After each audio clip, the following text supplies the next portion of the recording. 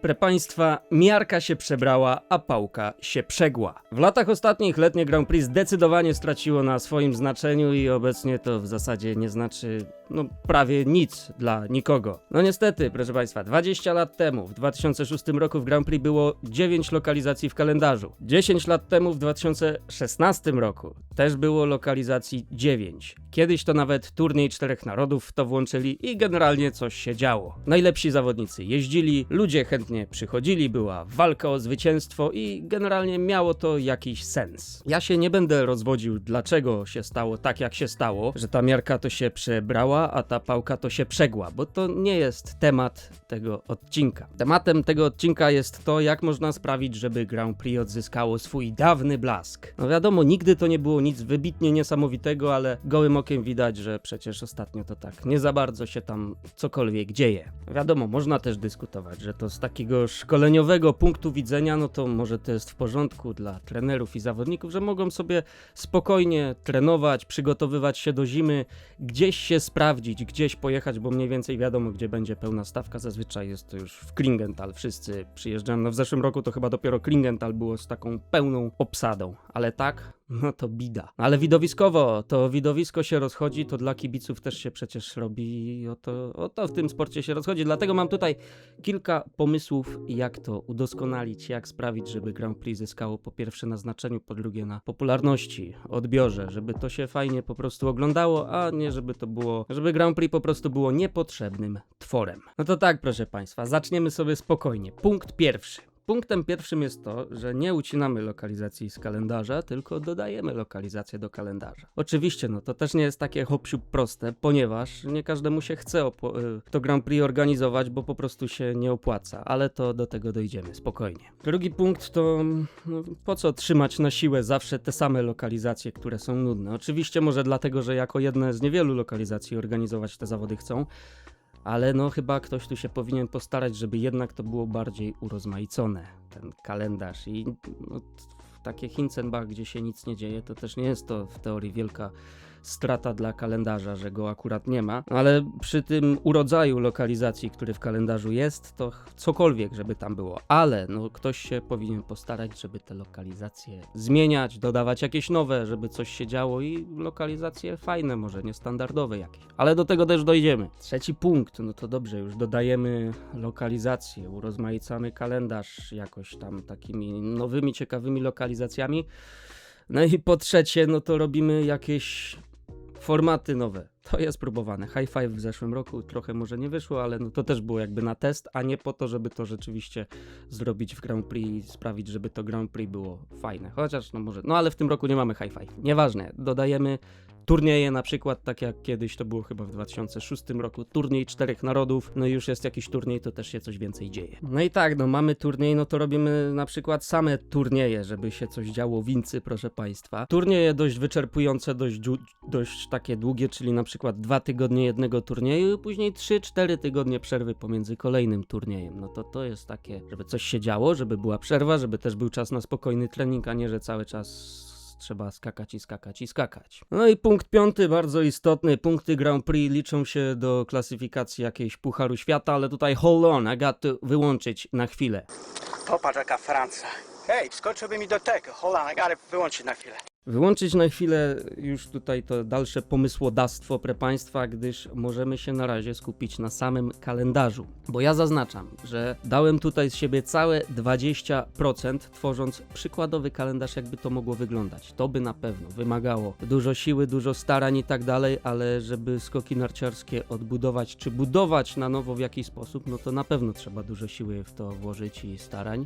I do jakichś takich ogólnych wniosków też może dojdziemy na końcu, ale najpierw pokażę Wam, jaki kalendarz taki przykładowy zrobiłem. Tylko zaznaczam, że to jest bardzo przykładowe, to jest takie poglądowe, bo wszystko, co jest inne niż obecny kalendarz Grand Prix, byłoby chyba lepsze dla widza, dla kibica, bo nie mówię, może komuś się to tam z zawodników na przykład podoba, że nie trzeba jeździć jakoś dużo, może komuś trenerów się tak na przykład podoba, że nie trzeba jeździć za dużo, ale z korzyścią dla naszego sportu byłoby, proszę państwa, żeby się jeździło dużo i żeby było tego dużo i żeby się coś działo generalnie. A więc z korzyścią dla sportu przygotowałem Wyrpki's Dream Summer Grand Prix kalendar, proszę państwa. No i jak widać, niesamowita grafika wygenerowana przez ChatGPT, bo nie umiem w grafiki, ale dobrą przygotował, bo mu dałem dobrego prompta. W każdym razie w tym prompcie co się znalazło? To, że ma ułożyć to najpierw turniejami, później się przyjrzymy, jak te turnieje dokładnie wyglądają.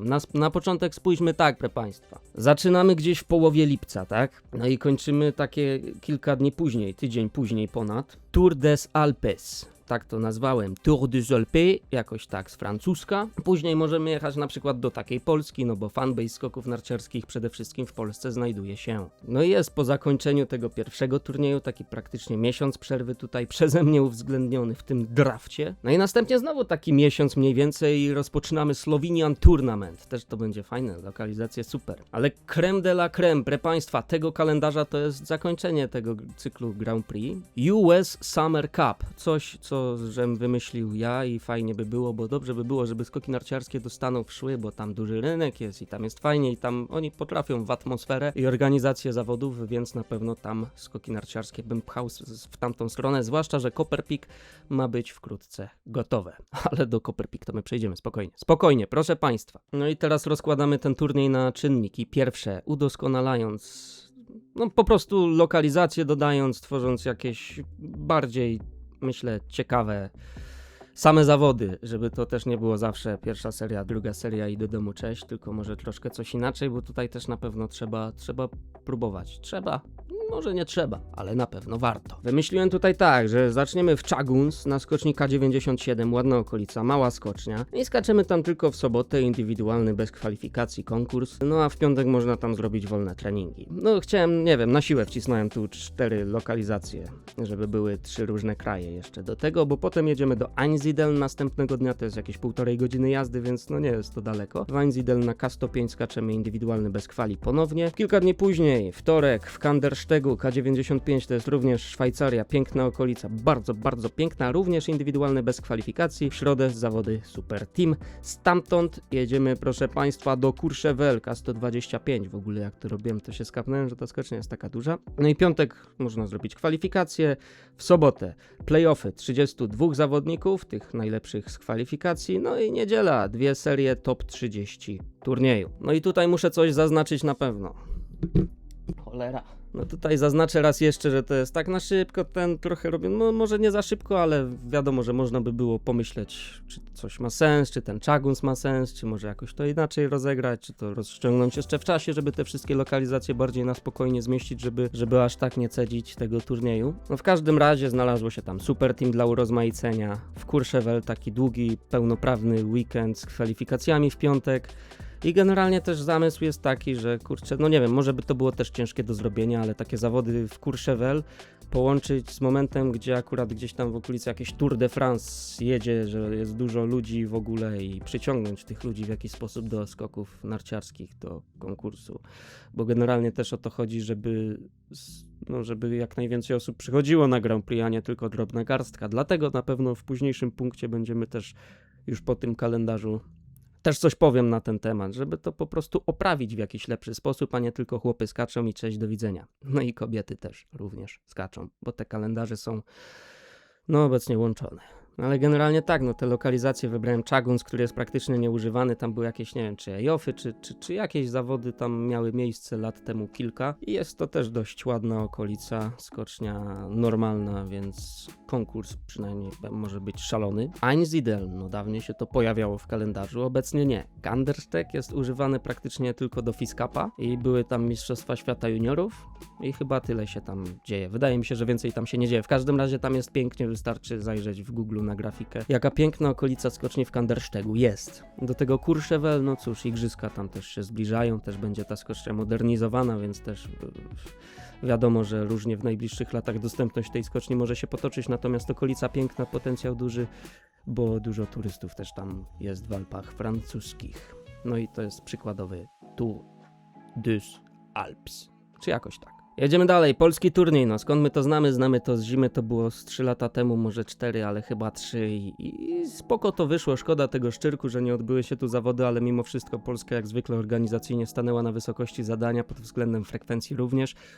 Był to zimowy Puchar Świata, ale ostatnie Grand Prix pokazało, że u nas frekwencja nawet latem dobra jest, więc tutaj chyba u nas po prostu trzeba swoją ziemię chwalić i na swojej ziemi też coś robić, bo to, tak jak mówiłem, ten fanbase u nas jest chyba największy na świecie, niezależnie czy jest dobrze, czy jest źle. Wiadomo, że wyniki też mają wpływ na frekwencję w jakiś sposób, ale czy jest gorzej, czy jest lepiej, to zawsze ta frekwencja na jakimś poziomie stoi, na jakimś poziomie jest. Wisła Szczyrk Zakopane. No i tak, no i idziemy, proszę Państwa, spokojnie, że tak powiem, zubożeje nam liczba zawodników startujących w poszczególnych lokalizacjach. Indywidualny bez kwalifikacji, Wisła od tego zaczniemy, później konkurs drużynowy, następnie indywidualny bez kwalifikacji, następnie super team, czyli już w teorii mniej niż w drużynówce zawodników powinno być, chociaż różnie to może być. Ale dobra, nieważne, jedziemy do Zakopanego, gdzie proszę sobie spojrzeć na jakiś letni Grand Prix 2006 rok, też tam było w Zakopanem, no przecież to jest multum ludzi, Adam Małysz skakał, chyba wygrał nawet, więc było superancko i szkoda, że tego Zakopanego nie ma w Grand Prix, ale no widać, że biedny jest kalendarz Grand Prix. No i kończymy 2 serie z top 30 turnieju, to by była chyba spoko sprawa, żeby takie turnieje kończyć właśnie 2 seriami, tylko z top 30, żeby no też przyciągnąć widza i utrzymać jego uwagę, a nie utrzymywać przez 50 skoczków czy 50 kilku i też czasem niepotrzebne mogą być. Znaczy seria próbna niech sobie tam idzie oczywiście, ale seria próbna serią próbną, najważniejsze są te 2 serie z top 30. Kolejny turniej, Slovenian Tournament. No oby komuś się to chciało organizować kiedyś i oby tak było, bo to wygląda, no fajowo wygląda taki kalendarz jak dla mnie, gdzie te skocznie też są prawie niewykorzystywane, jeśli chodzi o jakieś zawody. No bo mamy Liubno, no bo mamy Krań i no bo mamy Planicę K125. Skoro Planica K125 jest prawie niewykorzystywana pod zawody zimą, latem również, tylko pod jakieś słowiańskie, lokalne, no to w tej lokalizacji akurat chyba, no kto był, ten wie, że tam pięknie jest i tam w ogóle dla obrazków telewizyjnych warto zawody organizować. Czy finansowo by się to komuś opłacało? Jak zaznaczam, do tego dojdziemy. No to cóż, no to na pewno, proszę Państwa, tam pięknie jest i trzeba wykorzystać to miejsce. Do tego Liubno i Krań, to też są fajne lokalizacje. W Liubnie Puchar Świata Kobiet zimowy to przecież zawsze wysoka, duża frekwencja i kurczę, to nie wiem, to w Liubnie ten obiekt tam po jakichś powodziach miał jakieś kłopoty, ale chyba już tych kłopotów nie ma, wydaje mi się, że nie ma, bo chciałbym tam skoczyć wkrótce. Nieważne. W każdym razie, no to są lokalizacje w Słowenii, gdzie w Słowenii ludzie żyją sportem, gdzie latem przemieszczają się, prawda, bardzo często rowerami, uprawiają sport i tak dalej. No więc tych ludzi może być łatwiej przyciągnąć na skocznie, zwłaszcza, że wyniki były jakie były, czyli zdominował, proszę Państwa, sezon zeszły, skakał doskonale, Nika Preutz również doskonale, no przecież słoweńskie skoki mocne są, no i tych ludzi się przyciągnie pod skocznie, ale sam wygląd tego kalendarza już jest, mocny jest, dobry jest, a Krań to jest fajna skocznia, gdzie można daleko latać, bo tam lubi czasem powiać i jak powieje, to jest dużo skoków w internecie, które były daleko za rozmiar skoczni. No i teraz to bardzo taki draft, taki powiedziałbym fantazyjny tymczasowo, no bo tak, no ale creme de la creme, Stany Zjednoczone Ameryki Północnej, proszę Państwa. No i tam wrzuciłem Park City, bo w Park City się nic nie dzieje od jakiegoś czasu. No Igrzyska Olimpijskie 2034 chyba się tam będą działy, więc coś jednak się będzie dziać. No więc tak, wrzuciłem to Park City, później, no nie wiem, to jest jakby generalnie można na to spojrzeć, jak tutaj to zaplanowałem, jakie konkursy i tak dalej, ale Park City chciałem tam włączyć, to jest duża odległość od Chicago, czyli tam Fox River Grove i tak dalej. Fox River Grove i to Copper Peak, to już Ironwood, to już jest w miarę blisko siebie, powiedzmy, bo Park City jednak na drugim końcu Stanów, ale no co, nie może być za łatwo, też przecież samoloty latają, prawda? Prawda. No więc chodzi o to, Haha, i w ogóle Fox River Grove, skocznia K70. No i co z tego? Co, nie skoczą? Jak jest jakiś przepis, który mówi, że takie zawody mają się odbywać od zawodów K85, to zmieńmy ten przepis, bo zawody zorganizowane jakąś, nie wiem, 40 minut czy godzinę pociągiem od centrum Chicago mogą przyciągnąć rzesze ludzi, zwłaszcza, że przyciągnął Norges Cup, który się tam odbywał, na który nie dotarłem dzień później tam i widziałem nagrania, zdjęcia i wszystko. W ogóle Polonia tam też się, więc jak Polacy będą tam skakać, to w ogóle ludzi tam przyjedzie. Więc w tym kierunku trzeba iść, trzeba lecieć do Stanów i organizować zawody nawet na skocznika 70, proszę Państwa, w mojej ocenie. Gdybyśmy tu robili kalendarz zimowy, to więcej lokalizacji też bliżej Chicago by się znalazło, no bo tam jest to Westby, gdzie skakałem, no to się nie nadaje na razie na Puchar Świata, to by musiało przejść gruntowną przebudowę, aby przejść jakieś homologacje, ale no znalazłoby się tam parę obiektów bez igielitu, na których można by było skakać i generalnie ja bym w tym kierunku szedł, bo naprawdę kto jak kto, ale Amerykanie w organizację imprez sportowych, w organizację zawodów, skoków narciarskich również potrafią. Oni to potrafią po prostu robić i w tym kierunku warto, proszę Państwa, iść. No do tego wielkie zakończenie sezonu letniego na skoczni Gigant, na skoczni, gdzie już się lata, K161, jak podaje strona skisprungschanzen.com, K161, to tam już się lata i na zakończenie lata można trochę polatać. Więc tak, o to chodzi. Taki kalendarz przykładowy dałem.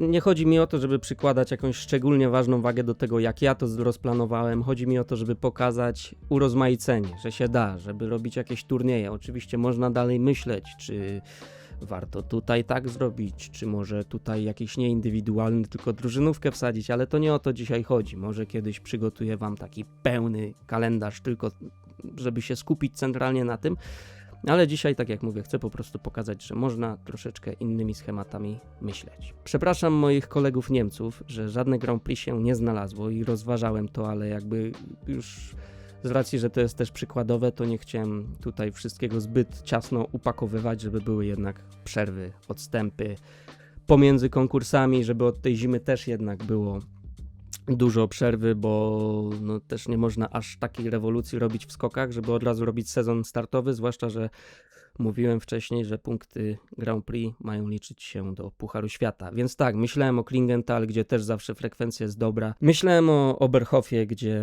są spoko obiekty, jest to w Niemczech centralnych, gdzie raczej Puchar Świata w biatlonie, wydaje mi się, że to tam sporo ludzi jest, jak jest Puchar Świata w biatlonie w Oberhofie. Byłem tam, widziałem, to jest w sumie w środku lasu, ale klimacik spoko. Do tego Hinterzarten na pewno, gdzie też jest to taki klasyczne miejsce, gdzie kalendarz się zaczynał Grand Prix kiedyś i to było, człowiek czekał na to Hinterzarten, jak już się doczekał, to były tam spoko konkursy, pamiętam, fajnie się to oglądało. W każdym razie, no tu się Niemcy nie znalazły, przepraszam kolegów Niemców najserdeczniej, natomiast tak, no, to nie jest proste, to nie jest tak, że ktoś sobie taki kalendarz wymyśli i to się zorganizuje, bo no nie jest to łatwe, jak nie wiadomo o co chodzi, to chodzi o pieniądze. No i teraz tak, więc jakby tu potrzebowałem chwili namysłu, bo to jest temat najcięższy, myślę, z tych wszystkich poruszanych i kurczę, na pewno ciężko by było coś takiego zorganizować, zwłaszcza teraz od razu, ale no kurczę, pytanie, czyja to jest misja, czy FIS-u, czy organizatora? Moim zdaniem na początek chyba bardziej FIS-u, bo powinno FIS-owi zależeć na tym, żeby tak to wyglądało, żeby ten kalendarz wyglądał coraz lepiej i tak dalej i no nie wiem, na przykład znaleźć jakiegoś sponsora tytularnego całego turnieju, na przykład jeden turniej US Summer Cup, no to poszukać jakiegoś sponsora, nie chcę wymieniać nazwy, nazwijmy go, no nie wiem, nazwijmy go X. US X Summer Cup, żeby tak się to już jakoś nazywało. Ten sponsor rzuci jakieś siano tylko i wyłącznie stricte na ten turniej, żeby zawodnikom też się bardziej chciało. Żeby zawodnikom też się bardziej chciało, proszę Państwa, no to też rzucić jakąś nagrodę finansową dla pierwszej trójki turnieju albo dla samego zwycięzcy, większą, dać jakąś pulę na to. Kurczę, żeby był pieniądz w organizacji, żeby to było po prostu opłacalne dla organizatora. No, jeśli znajdzie się jakiś organizator, to też mu powinno na tym zależeć i zależy organizatorom zawsze, żeby siano z turniejów, z konkursów było. No i jakoś to tam się wiąże koniec z końcem tym latem chyba. Natomiast tak, trochę po kolei, bo już bym się rozpędził do innego tematu. Dobra, no bo przy kalendarzu, proszę Państwa, jeszcze zanim ten kalendarz wam pokazałem, to mówiłem o tych punktach Grand Prix liczonych do Pucharu Świata. I tutaj jest wiele na pewno możliwości, bo mówiło się o tym też w poprzednich latach. Sam Sandro Pertile o tym mówił, że no przecież Hollipka coraz gorsze zimy mamy, czasem śniegu nie ma i to trzeba hybrydowo czasem robić i też znaczenie lata musi wzrosnąć, że jak ludzie nawet zimą na hybrydzie zobaczą igielit, to żeby bardziej może byli też, to już ja dopowiadam, żeby byli bardziej przyzwyczajeni, że jak jest igielit, no to też to jest ważny konkurs, bo patrzcie, jedna taka myśl, Formuła 1, piłka nożna, cokolwiek, jakieś inne sporty, patrzcie ile sezon trwa. Wiadomo, że skoki to jest sport zimowy, ale czy trzeba się zamykać, że to zawsze musi być sport zimowy? W mojej ocenie nie, w mojej ocenie ten sezon u nas jest bardzo krótki. U nas ten sezon trwa tyle, ile trwałaby trochę dłuższa przerwa chyba w jakimś innym sporcie, bo Formuła 1 to jeździ tam od jakiegoś marca do listopada. Piłka nożna, no to tam mają, no jeszcze latem jakiś mundial wpada czy turniej, no to mają przerwę reprezentacyjną praktycznie tyle, bo im wpada kolejny sezon, no więc oni cały czas grają. A skoczkowie, jak skończą z końcem marca, tak siedzą i laba, i nic. Wiadomo, ciężko trenują, taki jest rytm od zawsze przygotowawczy, że ty kończąc w marcu masz długi czas do listopada czy tam grudnia na przygotowanie formy, ale też trzeba zmienić, jakby to niektórzy powiedzieli, mapy mentalne, aby w tych mapach mentalnych, proszę Państwa, przyszła taka zmiana, że jesteśmy sportowcami i trenujemy po to, żeby startować. I z korzyścią dla nas wszystkich byłoby to, żeby startować jak najczęściej, robić mniejsze przerwy, no i żeby było fajnie, prawda? No chyba prawda. No ale co do punktów, Puchar Świata, letnie Grand Prix i tak dalej, no fajnie to powiedział Michał Chmielewski, bo ostatnio żeśmy, proszę Państwa, dyskutowali na ten temat w programie Trzecia Seria TVP Sport. Ja dokładnie to samo powtarzam od lat.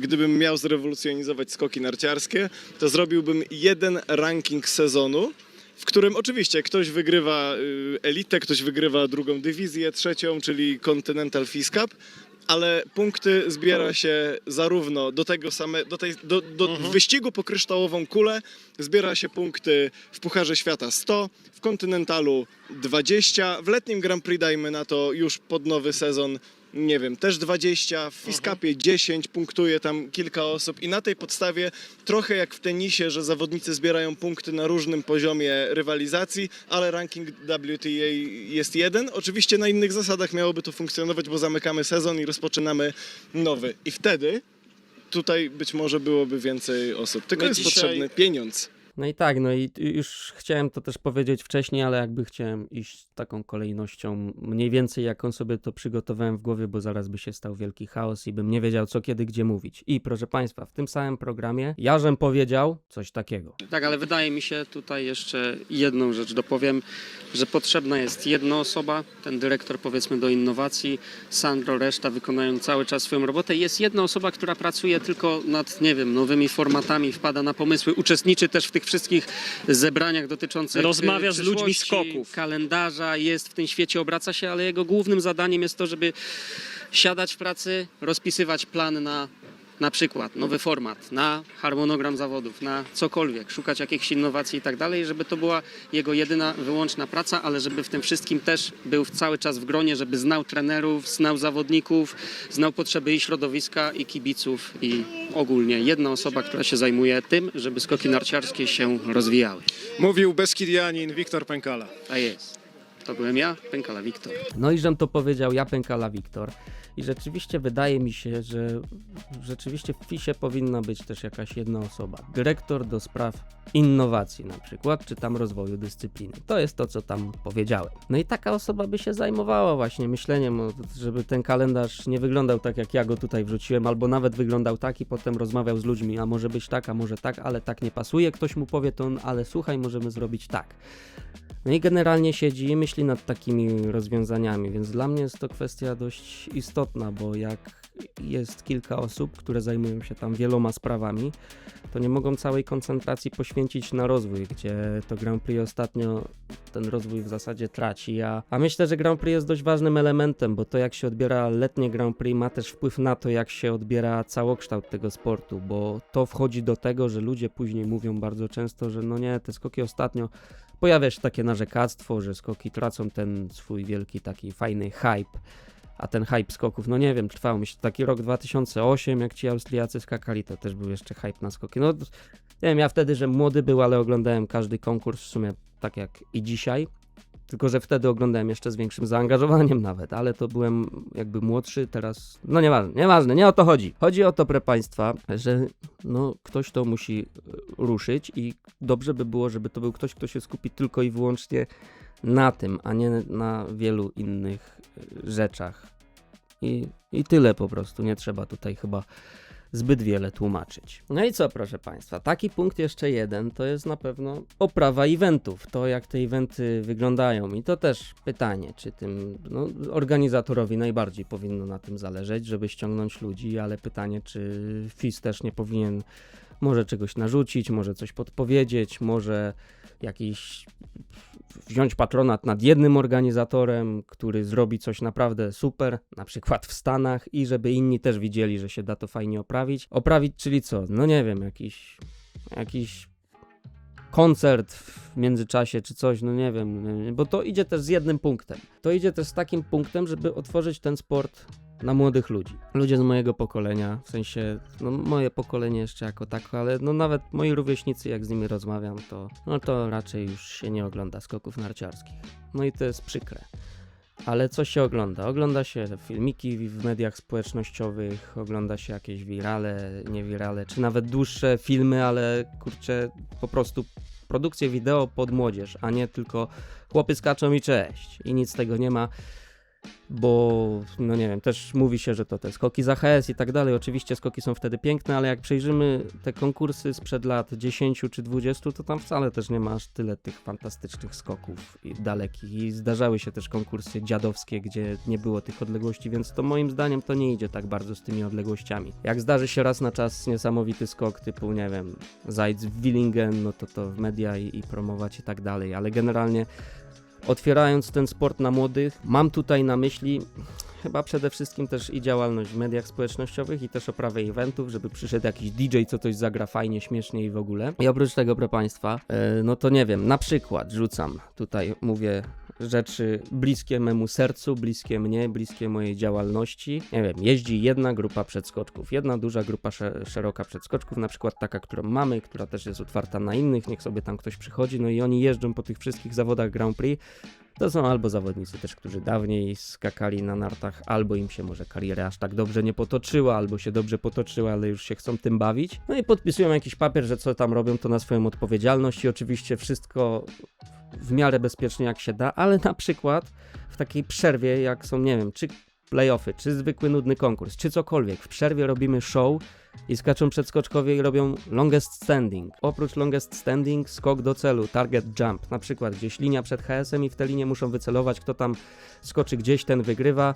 No i żeby też było fajnie, to też musi jakiś tam pucharek wygrać, musi być dekoracja, a siano jak dadzą, to już w ogóle, no bo ileż to, nie wiem, rzucić 500 euro takiemu, żeby wygrał, to już się każdy będzie cieszył, czy 1000 euro to też chyba nie są wielkie pieniądze, więc po prostu rozmaicić w taki sposób, bo są skoczkowie, przedskoczkowie, którzy są na to gotowi i myślę, że w naszej grupie to każdy by się cieszył, jakby coś takiego było organizowane. Jak nawet nie longest standing, to cokolwiek, ale długie skoki, dalekie, to chyba o to chodzi w tych skokach. Wiadomo, że bywa to bardziej niebezpieczne, bo można się, no jakieś więzadła i tak dalej, no ale to może być cokolwiek innego, coś dla show i jest tutaj wiele możliwości i myślę, że przedskoczkowie taka grupa może w tym pomóc, żeby to show sprawić. Oprócz tego kolejna rzecz bliska memu sercu, czyli działalność internetowa. Jest to rozwijane w ostatnim czasie, to na pewno, ale wydaje mi się, że w dzisiejszych czasach trzeba naprawdę duże nakłady finansowe, żeby robić, kurczę, takie profesjonalne produkcje. Patrzcie, ile dało Drive to Survive dla Formuły 1. Wydaje mi się, że dużo, bo ludzie zaczęli oglądać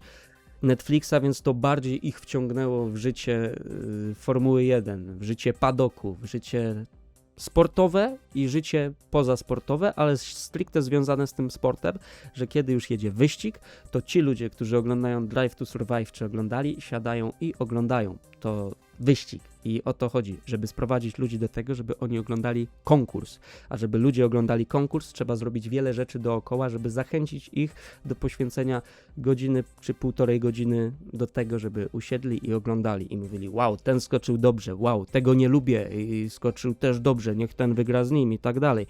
Żeby emocjonalnie jakoś ludzi podpiąć. Do tego, no nie wiem, jakoś czy to vlogi, czy programy zakulisowe, na profesjonalnym poziomie i na zwykłym poziomie, robione taką kamerką jak ja. Przedskoczkowie, kłaniam się, to ja mogę robić i ja robię takie rzeczy. Myślę, że dobre na rzecz popularyzacji naszego sportu, wrzucając takie filmiki, bo też słyszałem kiedyś parę opinii, że ludzie nawet, którzy skoków nie oglądają, i tak moje filmy oglądają i są spoko, więc to było fajne, to było miłe i takie rzeczy właśnie trzeba, jak najwięcej takich rzeczy powinno być i wtedy ten sport będzie rósł, więc takie rzeczy, takie przemyślenia. Kamerkę mam włączoną od 36 minut, proszę Państwa, nie wiedziałem, że aż tak długo będę mówił, być może na pewno coś przeoczyłem, czegoś nie dopowiedziałem, tak przypuszczam, ale myślę, że filmiki tego typu też będę wypuszczał, jakieś moje wizje tego, co może być w tym sporcie, co w tym sporcie może też jest, a nie funkcjonuje i tak dalej. No w każdym razie będę też chciał parę razy, bo to jest fajnie tak czasem usiąść i pomyśleć,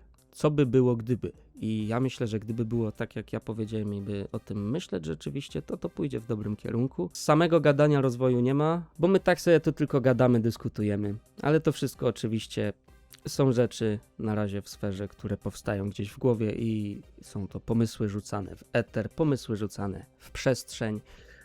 I wy możecie dać znać, co o tym sądzicie, jakie wy byście mieli pomysły, pre państwa. Starałem się to w miarę jakoś opakować. Pomysłów zawsze na pewno jest bardzo dużo. Realizacja tychże z pewnością nie przychodzi łatwo. Na pewno byłoby takie coś ciężkie, ale na ten moment, tak jak mówię, ja to rzucam w eter do moich widzów ode mnie. Pozdrawiam serdecznie, pre państwa.